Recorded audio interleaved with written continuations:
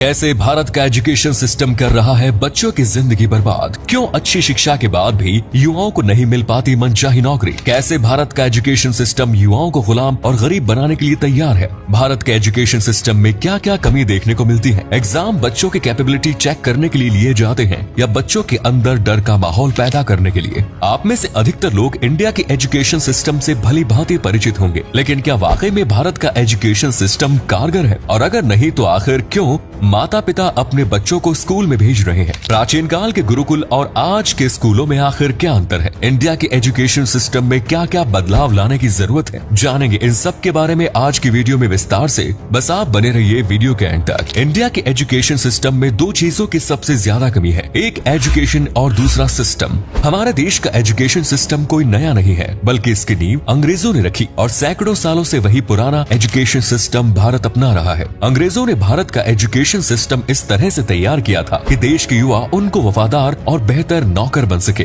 अंग्रेजों की गुलामी कर सके।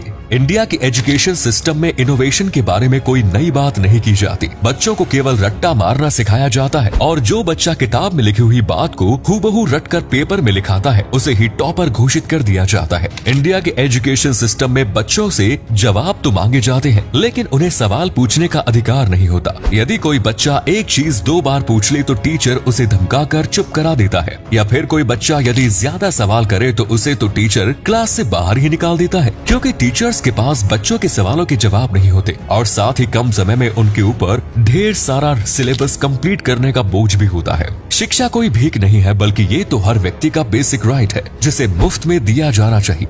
लेकिन आज शिक्षा एक व्यापार बन गया है, और छोटा मोटा नहीं बल्कि अरबों रुपयों का धंधा विद्या के नाम पर हो रहा है। एक मिडिल क्लास व्यक्ति के लिए प्राइवेट स्कूल में बच्चों को पढ़ाना किसी चुनौती से कम नहीं है। फीस के अलावा तमाम तरह के खर्चे स्कूल वाले के हैं। वहीं प्राचीन काल में जो गुरुकुल होते हैं वहाँ शिक्षा का व्यापार नहीं किया जाता। गुरु छात्रों के बीच एक अलग ही संबंध होता था। गुरु अपने विद्यार्थियों से कोई फीस नहीं लेते थे। हालांकि शिक्षा पूरी होने के बाद गुरु दक्षिणा देने का प्रावधान था, लेकिन उसे आज की फीस प्रणाली से कंपेयर नहीं किया जा सकता। आज स्कूलों में केवल बच्चों को किताबें रटवाई जा रही है। इतिहास के नाम पर पानीपत के युद्ध कब हुए थे और मुगलों का शासनकाल कैसा रहा, सिर्फ इन चीजों पर ही फोकस किया जा रहा है। इन चीजों का बच्चों की वास्तविक जिंदगी से कोई लेना देना नहीं है। जबकि गुरुकुल में विद्यार्थियों को जीवन जीने का मूल मंत्र सिखाया जाता था। कैसे अच्छा इंसान कैसे बनना है, कैसे दूसरों की मदद करनी चाहिए, जीवन का उद्देश्य क्या है, इन सब बातों पर जोर दिया जाता था। आज कोई भी बड़ा और अच्छा स्कूल कमजोर विद्यार्थियों को अपने यहाँ एडमिशन नहीं देना चाहता। यहाँ पर कमजोर और होशियार विद्यार्थियों की पहचान मार्क्स के आधार पर की जाती है। हो सकता है कि जो बच्चा एकेडमिक्स में ज्यादा अच्छा ना हो वो अन्य एक्टिविटीज में आगे निकले,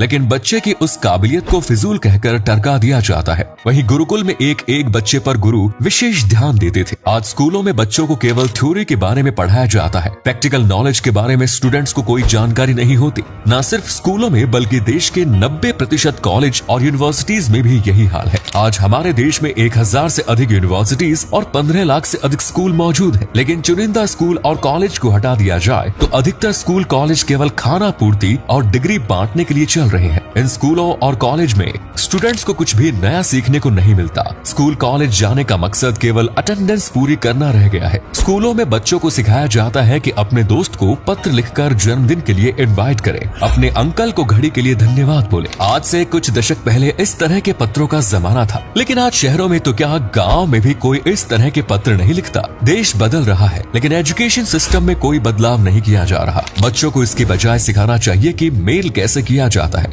मॉक जॉब इंटरव्यूज कंडक्ट करानी चाहिए, किसी नौकरी के लिए कैसे अप्लाई किया जाता है। कंप्यूटर के नाम पर केवल पेंट और MS एक्सेल के बेसिक सिखाए जाते हैं, जबकि ये सब चीजें आज बच्चा जानता है। आज के बच्चों को digital marketing, stock marketing, artificial intelligence और कोडिंग जैसी चीजों के बारे में समझाने की जरूरत है, जिनका यूज आज हर जगह किया जा रहा है। अनुशासन के नाम पर केवल बच्चों को चुप रहना सिखाया जाता है। यदि कोई विद्यार्थी अपनी मर्जी का हेयर स्टाइल बना ले तो पूरे स्कूल के सामने उसे बेइज्जत किया जाता है। कभी घर के जूते पहनकर स्कूल चला जाए तो स्कूल से वापस लौटा दिया जाता है।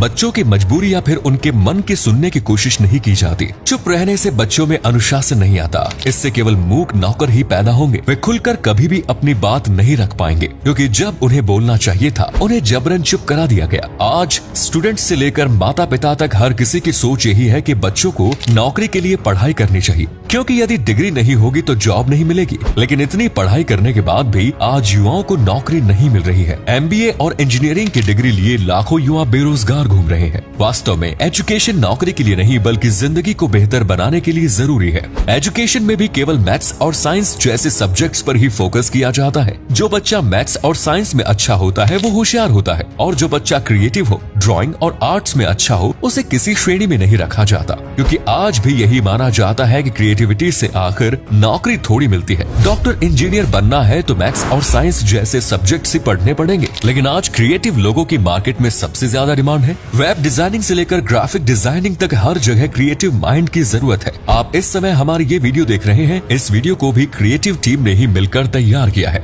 स्पोर्ट्स और अन्य एक्टिविटीज को आज भी सिर्फ हॉबी के तौर पर देखा जाता है। स्पोर्ट्स को फुल टाइम पैशन के तौर पर ना तो टीचर्स एक्सेप्ट करते हैं और ना ही स्टूडेंट्स के माता पिता। एजुकेशन सिस्टम इस प्रकार का होना चाहिए जो विद्यार्थी जिस फील्ड में अच्छा है उसे उसी फील्ड में जाने के लिए मोटिवेट करना चाहिए। और यदि जल्द ही उस सोच में बदलाव नहीं किया जाएगा तो आने वाले समय में देश को सचिन तेंदुलकर जैसे महान बल्लेबाज कैसे मिलेंगे। जो 10वीं फेल है, कोई सिंगिंग में अच्छा है तो वो मैथ्स और साइंस पढ़कर क्या करेगा। मैथ्स और साइंस की बेसिक जानकारी सभी को दी जानी चाहिए, लेकिन एडवांस लेवल पढ़ने के लिए उसे प्रेशराइज नहीं किया जाना चाहिए। आज कई सरकारी स्कूलों की हालत ऐसी है कि उन्हें देखते हुए भी शर्म से आंखें झुक जाती है। स्कूलों में टूटे फूटे टॉयलेट्स है, ग्रामीण स्कूलों में तो बेंच ही नहीं है। बच्चे आज भी दरी पर बैठकर पढ़ने को मजबूर हैं। कई स्कूल तो ऐसे हैं जहां टीचर आते ही नहीं। पूरे स्कूल में केवल 1 या 2 टीचर हैं और वहीं सभी सब्जेक्ट्स केवल औपचारिकता के तौर पर पढ़ा रहे हैं। बच्चों को इतना अधिक होमवर्क मिलता है कि उनके पास अन्य कुछ करने के लिए समय ही नहीं बचता। स्कूलों में 6 से 7 घंटे पढ़ने के बाद घर पर आकर पूरा दिन होमवर्क करना पड़ता है। किताब में लिखी बात को नकल करके कॉपी में लिखने से बच्चे क्या सीख जाएंगे,